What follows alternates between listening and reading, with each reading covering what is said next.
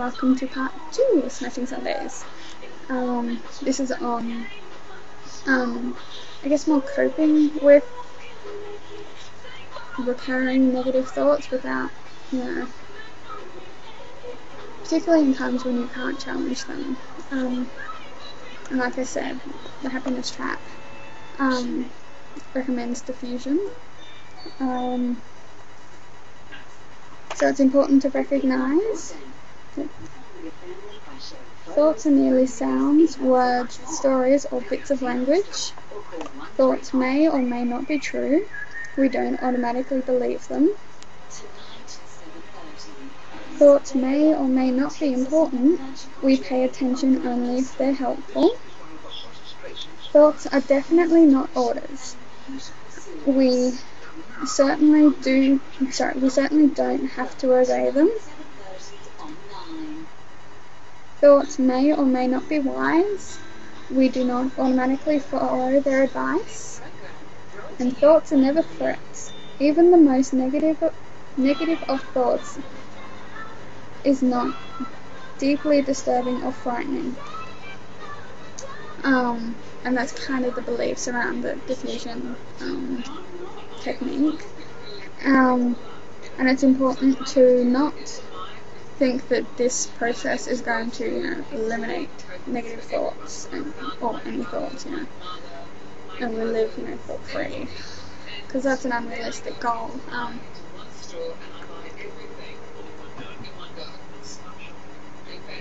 And so what they say is the aim is to see the thought for what it really is, a string of words, and let it be there without fighting it. And then they give a few different kind of ways to, take away some of that intensity and emotional sting from it. One is musical thoughts. So when you have like a negative thought, imagine singing it to yourself. So they say to sing it to yourself in your head with the tune to Happy Birthday or Jingle Bells. And you find that it's really hard to take something seriously when it's going dun dun dun dun dun dun. I've actually done all these exercises, and there's a few that I find more helpful than others. Another one is to name it as a story. So my recurring thought of being fat is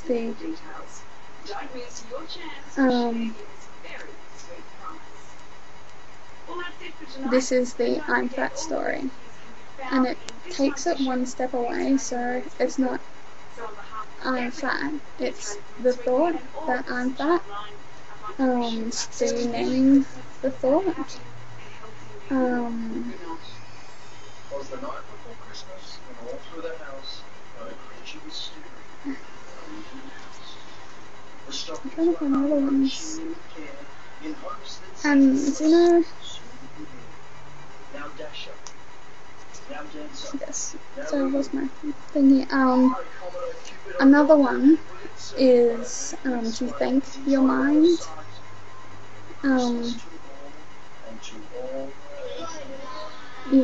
When the thought comes up, you go, thank you, mind, for sharing. How fascinating. And it says that when you thank your mind, don't do it sarcastically or aggressively. Do it with warmth and humour, and with a genuine appreciation for the amazing ability of your mind to produce a never-ending stream of thoughts. And you can combine this one with the naming the stories.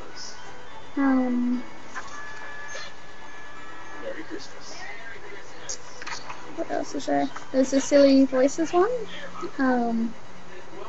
So the this one is really good for recurring ones again. So putting all these together with my I'm fat negative thought, I name it, I thank my mind for it, and when I hear it, it's actually Yoda. So instead of I'm fat, it's fat I am. And so now if I have that thought, I giggle, and I can't take it seriously, and I don't accept it as fact. I think, and that's the point of these activities, as gimmicky as they seem, and even the author admits they sound gimmicky, is to, you know, separate the words from the belief that these words are true. And it doesn't matter if they're true or not, it's just taking away that fusion between the two. And yeah, that's the techniques that I'm using. I'm following the strategies in the happiness trap, and I'm finding them really useful. They're not for everybody. I can put a link, because he has some information on a few of them, and you can read an excerpt from the book, because it's a really good resource if you do struggle with a lot of, you know, negative cognition, or cognitive fusion as they call it. So yeah, it's important, I guess that's my final words, not to judge yourself or the thoughts, to accept that they're going to come up.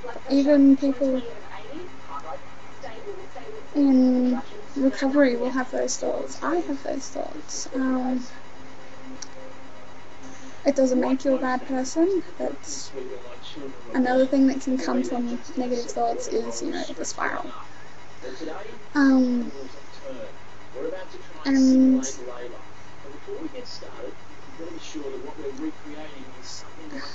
it's important to kind of, you know, every time you have those thoughts and you don't act on the urge it produces, or if it is the urge itself, take strength from that and use that next time a similar thought come up.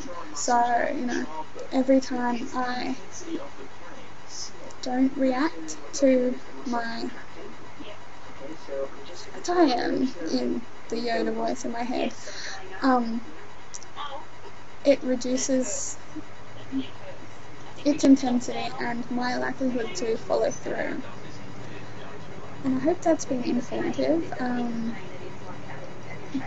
a little off today, so I'm sorry if I'm, you know, yeah. But I will see you guys next week with our new rota by Ariel. Bye.